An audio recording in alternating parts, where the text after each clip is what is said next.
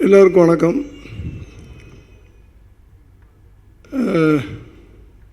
கடந்த 1.5 வருஷத்துக்கு மேலே இருக்குன்னு நினைக்கிறேன், ஈவினிங்கில் நடக்கிற எந்த விழாக்கள்லையும் நான் கலந்துக்கிறது கிடையாது. எக்ஸப்ட் இப்போ சமீபத்தில் நடந்த கலைஞர் 100, அதில் கூட 7:45 போயிட்டேன் நான். காரணம் கலந்துக்கக்கூடாது அப்படின்றதில்ல, கலந்துக்கக்கூடிய என்ன சொல்கிறது, ஒரு ஒரு ஒரு பிரின்சிபலான லைஃப்பை கடைசி காலத்தில் வாழ்ந்துக்கிட்டு இருக்கேன் நான். 7:30 மணிக்கு டின்னர் முடிச்சிடுறது, ஒரு மணி நேரம் இந்த பழைய படங்களை பார்க்குறது, அதுக்கப்புறம் 9 மணிக்கு படுத்துறது, 4:30 மணிக்கு எந்திரிச்சு ஏதோ ஒரு உலகத்தில் இருக்கிறது. இப்படி ஒரு வாழ்க்கையை, ஒரு லைஃப் ஸ்டைலையே மாற்றிக்கிட்டேன் நான். இதில் ஒரு நாள் மிஸ் ஆனால் கூட ஒரு 3 நாள் 4 நாள் அது இடிக்கும். அதனால் நம்ம உடம்பை நம்ம தானே பார்த்துக்கிறணும். ஆனால் இந்த எழில் அவர்கள் கூப்பிட்டப்போ என்னால் மறுக்க முடியல. அது மாத்திரம் இல்லை, எப்படியாவது அதில் கலந்துக்கிறணும்னு நினச்சி ஒரு ஷூட்டிங்கில் இருந்தேன். அது 6 மணிக்கெலாம் முடிக்க சொல்லிவிட்டு வீட்டுக்கு போய் குளிச்சுட்டு ஓடியாரேன்.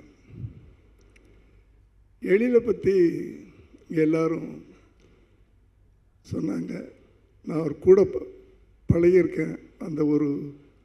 அந்த படம் அவர் பண்ணின அந்த காலகட்டத்தில் அவரோட நான் பழகியிருக்கிறேன். அப்போ இருந்து இப்போ வரைக்கும் ஒரே மாதிரி வெற்றியிலும் சரி, கொஞ்சம் தோல்விப்பட்ட காலங்களிலும் சரி, மறுபடியும் வெற்றி கொடுத்த காலங்களிலும் சரி, ஒரே மாதிரி பழகக்கூடிய ஒரு நல்ல இதயமுள்ள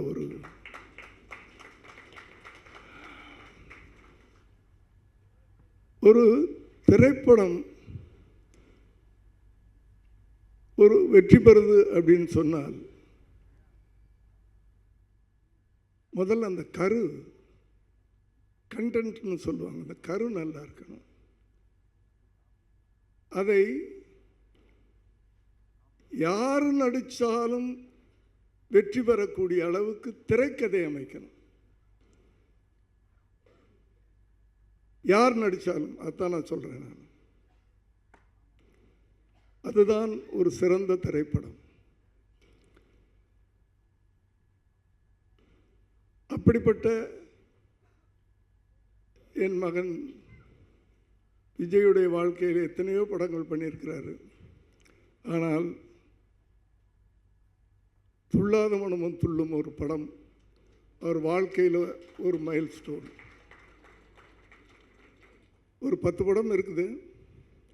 இப்படி மைல் ஸ்டோன் கொடுத்தவங்க இங்கே 2 பேர் இருக்கிறாங்க என் கண்ணுக்கு எதிராக.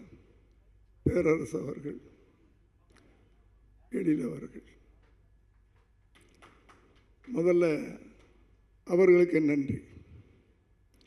ஏன்னா எந்த ஒரு நடிகனும் மேலே வர்றதுக்கு யார் ஆதாரம்னா இயக்குனர்கள். அதை நான் எங்கே வேணாலும் சொல்லுவேன், அடித்து சொல்லுவேன். அப்படியாப்பட்ட ஒரு திரைக்கதை அந்த கதை.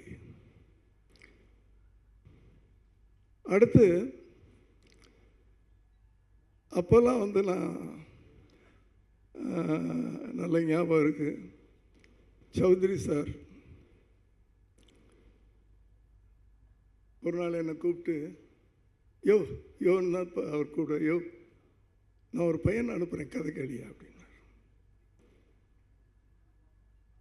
சாலிகிராமத்து வீடு. அவர் அந்த கதை சொன்னார். உடனே நான் அவர் போய் சேர்ந்துருப்பாரோ இல்லையே தெரியல சௌத்ரி சார் ஆஃபீஸ்க்கு. நான் ஃபோன்லேயே சொல்லிட்டேன், எப்போ வேணும் சார் டேட்டு அப்படின்னு கேட்டேன். இந்த படத்தை நான் மிஸ் பண்ண மாட்டேன், எப்போ வேணும்னு கேட்டேன். அப்படி அந்த கதையின் மேலே எனக்கு ஒரு நம்பிக்கை. அவர் பண்ணியிருந்த ஸ்க்ரீன் பிளே இன்னும் ஒரே அந்த முழு கதையை கேட்டேன். அப்போல்லாம் நான் விஜயோட மற்றவங்களாம் சொல்லுவாங்க, என்னென்னமோ 1008 கதைகள் சொல்லுவாங்க என்னை பற்றி. நான் கதை கேட்கும்போது விஜய் அப்பாவாக கேட்குறதில்ல. ஒரு சாதாரண பப்ளிக், படம் பார்க்குற ஒரு பப்ளிக்காக தான் அந்த கதையை கேட்பேன் நான். அப்படி ஒரு பப்ளிக்காக 1-2 கேள்விகள் கேட்பேன். அந்த கேள்வி கூட ஒரு அசிஸ்டன்ட் டைரக்டர், சின்சியரான ஒரு அசிஸ்டன்ட் டைரக்டராக கேட்பேன். ஜால்ரா அடிக்கிற அசிஸ்டன்ட் டைரக்டராக இல்லை. ஒரு சின்சியரான அசிஸ்டன்ட் டைரக்டர் என்ன அழகுன்னா, இந்த கதை ஜெயிக்கணும், நம்ம டைரக்டர் ஜெயிக்கணும்னு நினைக்கிறவன் தான் சின்சியரான அசிஸ்டன்ட் டைரக்டர். அப்படி ஒரு சின்சியரான அசிஸ்டன்ட் டைரக்டராக நான் எல்லாத்துட்டையும், கதை கேட்குற எல்லாத்துட்டையும் கேள்விகள் தான் கேட்டு அனுப்புவேன். அதுக்கு சால்வ் பண்ணுறது அவங்க இஷ்டம், அதை ஏற்றுக்கிறது அவங்க இஷ்டம். இல்லை நான் இப்படி தான் பண்ணுவேன்னு சொல்கிறது அவங்க இஷ்டம். அப்படி அதையெல்லாம் ரொம்ப ஈஸியாக எடுத்துக்கிட்டு படம் பார்க்கும்போது இந்த கேள்வியெல்லாம் கேட்டோமே, படத்தில் இல்லையே, அப்போ அதை உள்வாங்கியிருக்காருன்னு அர்த்தம். அப்படிப்பட்ட ஒரு இயக்குனர் இன்னைக்கு இத்தனை வருஷம் கழிச்சும் அவர் திரையுலகத்தில் இருந்துக்கிட்டு இருக்கார் பாருங்க. அதுக்கு ஒரே ஒரு காரணமாக நான் நினைக்கிறது, பைபிளில் ஒரு வார்த்தை இருக்குது, எவன் ஒருவன் தன் தாயை உயர்த்துகிறானோ அவனை நான் மென்மேலும் உயர்த்தி கொண்டே இருப்பேன் அப்படின்னு கடவுள் சொல்லியிருக்கார். இறைவன் சொன்னதாக சொல்லியிருக்கார். அது எல்லா வேதத்திலையும் சொல்லியிருக்கேன். எனக்கு தெரிஞ்சது பைபிள் வார்த்தை. நான் அதை பார்த்து தான், ஏன்னா எங்கள் அம்மாவை நான் 23 வருஷம் கூட வச்சு அந்த கடைசி நேரத்தில் அந்த ஆஸ்பத்திரிக்கு என் கையால் தூக்கிட்டு போனேன். அதனால தான் நான் நல்லா இருக்கிறேன், என் பிள்ளை நல்லா இருக்கிறேன், எங்கள் குடும்பம் நல்லா இருக்குது. எழில் சார், தாயை நம்ம எங்கே நம்ம உயர்த்துகிறோமோ கடவுள் நம்மளை உயர்த்திக்கிட்டே இருப்பார். இதில் எந்த மாற்று கருத்து இல்லை சார். ஏன்னா என் வாழ்க்கையில் நான் பார்த்தது, இன்றைய இளைஞர்களுக்காக அதைத்தான் நான் சொல்லிகிட்ருக்கேன். நமக்கு தெரிஞ்ச கடவுள், அந்த கடவுளை நம்ம எவ்வளவு போற்றினாலும் தகுது சார். அது எந்த தாயாக இருந்தாலும் சரி. எனக்கு அதனால தான் அப்படி ஒரு திரைக்கதை, தப்பாக எடுத்துக்காதீங்க, நம்ம மேடையில் எதையாவது சொல்லிவிடுவேன். இப்போ திரைக்கதைக்கெல்லாம் யார் மரியாதை கொடுக்கறதில்ல. ஒரு ஹீரோ கிடைச்சா போதும், எப்படினாலும் படம் பண்ணிடலாம். ஏன்னா இப்போ இருக்கிற ஆடியன்ஸ் எப்படின்னா, ஹீரோவுக்காக படம் பார்க்க ஆரம்பிச்சிட்டாங்க. கதையை பற்றிலாம் அவங்களுக்கு கவலையே இல்லை, ஸ்க்ரீன் பிளேயை பற்றி கவலை இல்லை, அந்த ஹீரோவுக்காக படம் ஓடிடுது. ஸோ நம்ம பெரிய டைரக்டர். தப்பாக எடுத்துக்காதீங்க, மனசில் இருக்கிறது சொல்கிறேன். அதே படங்கள் இன்னும் ஒரு கண்டென்ட் ஓரியன்டோட, ஒரு நல்ல திரைக்கதையோடு பண்ணால் இன்னும் பல மடங்கு அந்த படங்களுக்கு வெற்றி கிடைக்கும்னு சொல்ல வர்றேன், வேறு ஒன்றும் இல்லை.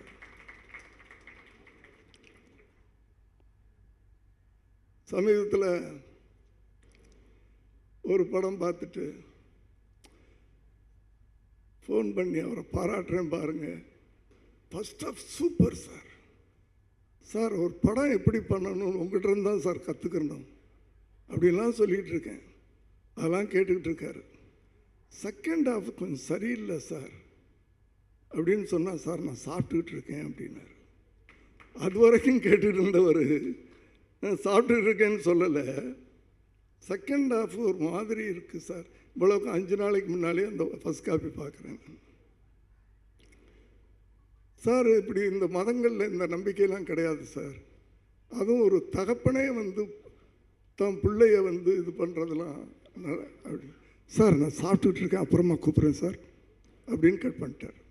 அப்புறம் கூப்பிடவே இல்லை. ஆனால் படம் ரிலீஸ்க்கு பிறகு எல்லாரும் வச்சு செஞ்சாங்க.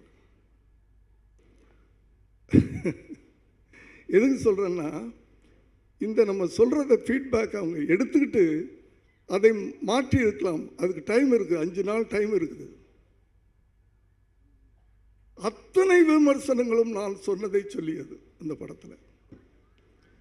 அதுக்கு சொல்ல வந்தேன் நான். அவங்களுக்கெல்லாம் இந்த விமர்சனங்களை தாங்கிக்கிற தைரியம் இல்லை, பக்குவம் இல்லை. இதே நான் இன்னொரு பெரிய இயக்குனர் ஒரு கதை சொல்கிறாரு. கதை சொல்லி முடித்த உடனே அவரை எந்திரிச்சு கட்டி பிடிச்சிக்கிட்டேன் நான். இங்கே வந்திருக்காரா? துப்பாக்கி டைரக்டர். கட்டி பிடிச்சிக்கிட்டேன் நான். ஆனால் கடைசியில் அதே மாதிரி ஒரு அசிஸ்டன்ட் டைரக்டராக ஒரு கேள்வி கேட்டேன். சார் கேட்கலாமா அப்படின்னு கேட்டேன். கேளுங்க சார் அப்படின்னாரு.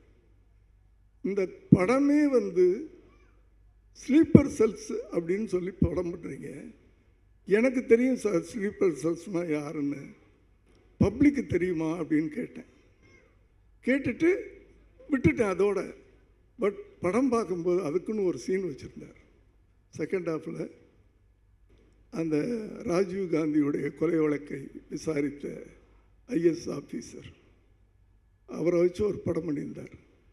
ஓஹோ, இவ்வளோ பெரிய டைரக்டர் கூட நம்ம சொன்னதை மைண்டில் வச்சுக்கிட்டு எனக்கு பதில் சொல்லாமல் திரைப்படத்தில் பதில் சொல்லியிருக்கார். அவருடைய பக்குவம் அது, அவருடைய பக்குவம். அதனால தான் இன்றைக்கு வரைக்கும் ஜெயிச்சுக்கிட்டே இருக்கார். அதை போல் வருகின்ற இளைஞர்களுக்கு இந்த இடத்துல நான் சொல்கிறது எனக்கு தகுதி இருக்கின்ற நம்பிக்கையில் நான் சொல்கிறேன். ஒரு அப்பன் ஸ்தானத்தில் இல்லை ஒரு அண்ணன் ஸ்தானத்தில் வருகின்ற இளைஞர்கள் ஒரு கண்டென்ட்டோடு வாங்க. அடுத்தது உங்களுக்கு ஒரு பொறுப்புணர்ச்சி இருக்குது. ஒரு பொறுப்புணர்வுன்னு சொல்கிறோம்ல, அந்த காலத்தில் ஒரு ரைட்டர் இருந்தார், திரைக்கதை ஒருத்தர் எழுதுவார், டைரக்டர் ஒருத்தர். இப்போ எல்லாமே நம்ம பண்ணுறோம். இப்போது ஒரு எழுத்தாளன், ஒரு இயக்குனர்னா ஒரு நல்ல கண்டென்ட் போய் சேரணும். அந்த காலத்தில் ஒரு 10 தலையை வெற்றவனை வில்லன்னு சொல்லுவோம். இன்றைக்கி அதே காரியத்தை ஹீரோ பண்ண வைக்கிறீங்க. இது எப்படின்னு எனக்கு புரியல. இதை நம்ம கொண்டாடுறோம். இது எப்படி சினிமான்னு ஏற்றுக்கிறோம்? நம்ம என்ன மெசேஜ் இளைஞர்களுக்கு சொல்கிற? நீயும் கத்தி எடுத்துகிட்டு 10 பேரை வெட்டுனா? ஏன்னா இன்னைக்கு என்ற இளைஞர்கள்லாம் எப்படின்னா, ஹீரோ எந்த மாதிரி சட்டை போட்டுக்கிறாரோ அந்த மாதிரி சட்டை வாங்கிக்கிறாங்க, எந்த மாதிரி ஹேர் ஸ்டைல் வச்சுக்கிறாரோ அந்த மாதிரி ஹேர் ஸ்டைல் வச்சுக்கிறாங்க. ஹீரோ ஃபாலோ பண்ணுறாங்க. அதனால் தயவுசெய்து உங்கள் காலை தொட்டு கும்பிட்டு கேட்டுக்கிறாங்க, நல்ல விஷயங்களை படங்களில் சொல்லுங்கள். ஏதாவது நல்ல மெசேஜ் இருக்கட்டும். 2.5 மணி நேரம் படம் பண்ணுறோம், 3 மணி நேரம் இப்போலாம் பண்ணுறீங்க. 3 நிமிஷம் நல்ல விஷயத்த சொல்லுங்கள் தயவு பண்ணி ப்ளீஸ். இதை வேறு எந்த எண்ணத்துலையும் சொல்லலை. ஏன்னா எழிலை பற்றி சொல்லும்போது நான் ஒரே ஒரு கேள்வி கேட்டிருக்கேன், அவருக்கு ஞாபகம் இருக்குன்னு நினைக்கிறேன். என்ன கேள்வின்னா, அந்த கேள்விக்கு படத்தில் பதில் சொன்னார், துள்ளாத மனம் துள்ளும்ல. அந்த பக்குவம் தான் வெள்ளி விழா கொண்டாடுற அந்த படம். அப்போ என்ன விஜய் பெரிய சூப்பர் ஸ்டாரா? இல்லையே, அந்த கதை அவர் தூக்குச்சு. இன்னும் சொல்லப்போனால் அந்த படத்துக்கு பிறகு தான் கேரளாவில் விஜய்க்கு ஃபேன்ஸ் அதிகமானாங்க. நான் உண்மைகளை ஒத்துக்கிறதுல எந்த இடத்துலையும் நான் தயங்க மாட்டேன். நான் அப்படி ஒவ்வொரு இயக்குனர்களாக நல்ல திரைக்கதை, அந்த திரைக்கதை அந்த படத்தில் யார் நடித்திருந்தாலும் அது சில்வர் ஜூபிலி ஓடி இருக்கும். அடித்து சொல்லுவேன் நான். இதை மீடியாவை எப்படி எழுதினாலும் எனக்கு கவலை இல்லை.